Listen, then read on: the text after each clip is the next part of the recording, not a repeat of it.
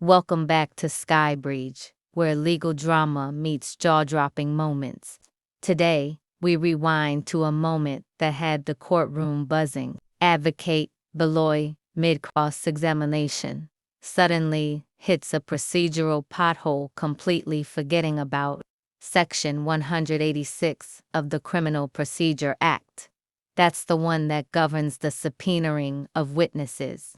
A pretty big deal when you're trying to call someone to the stand.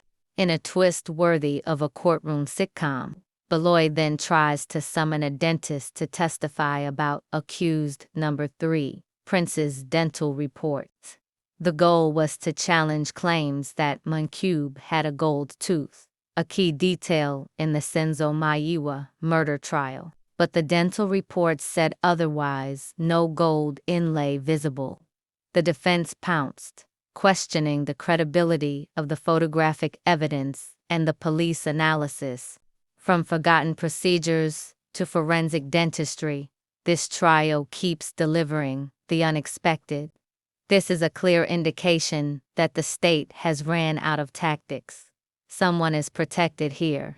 The country will never get justice for Senzo if the state doesn't stop with the cooking.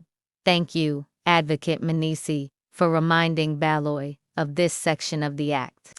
Don't forget to like, subscribe, and hit the bell for more courtroom drama. The court, my lord. The first aspect that is stayed intimated that it is that it would wish to call the dentist who examined Mr. Sibia, Mr. Mncube, and whose report is already before court, and the state is basing that on the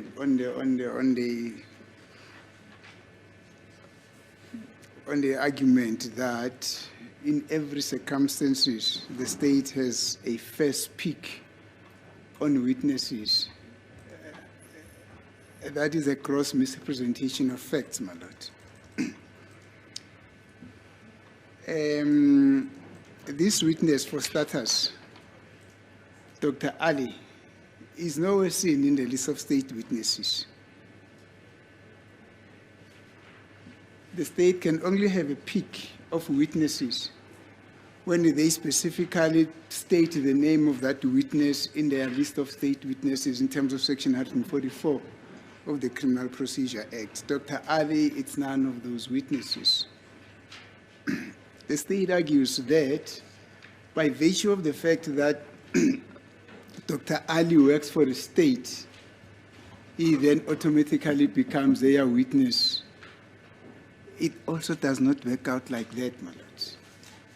If the state wanted to use Dr. Ali as their witness, the state should have made it a point that Dr. Ali does what the defense requested him to do, which is to assess Mr. Mncube, and then the state comes and includes him, as one of its witnesses in the list of state witnesses. The state cannot simply say because he works for the state, then he therefore automatically becomes their witness. It does not work out like that, my lord. For the fact that this process was initiated by the defense, and the defense approached Dr. Ali, who is working for the state, that simply means that Dr. Ali has been requested by the defense to come and assist the court. Who made that request is the defense. Therefore, whose witness is that? Is the witness's defense. It's very simple, my lord. There are so many witnesses that we would have loved to consult, which witnesses are in that the defense would have loved to consult, whose names are in the list of state witnesses. And you are quite certain that some of those witnesses would provide some evidence that is favorable to the defense. That's an open secret. But for now, we'll not be able to do that because those witnesses are in the list of, their names are in the list of state witnesses. We can't even go near them. Exactly that is what the state wants to do. It's like the defense has got its own list of witnesses and say, this is our list of witnesses. And then the defense comes and say, no, but that one is working for the state. He can't be your witness because he's working for it. It does not work out like that. He's our witness. I think the proposal by the defense, by the state, that in an event that we choose not to call Dr. Ali to come and testify in the defense case, because it's our witness, then the state is going to make an application in terms of 186 to request the court, in the interest of justice, to have Dr. Ali called. But the state cannot call him. How will they then be in a position to interview our own witness? That will be a very gross irregularity, my lord. If that is what the state wants to do, state must stand up and say it also allows us the opportunity to interview the witnesses at this very same moment that they will not be utilizing later on, even before they close their state's case. I know the state will not do that because that is unprocedural. They are not yet our witnesses. They are still part of the state's witnesses. They have not been disclosed to us. The state does not even say to us, will you be calling Dr. Ali? Are you amenable to disclose Dr. Ali to us?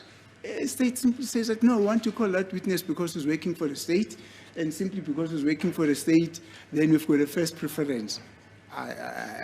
It does not work out like that is a very gross, that would be a very gross irregularity of a procedure, my lord. Thank you. I think the last aspect, the 186, it covers everything, my lords. That's just my submission in the first instance, my lords.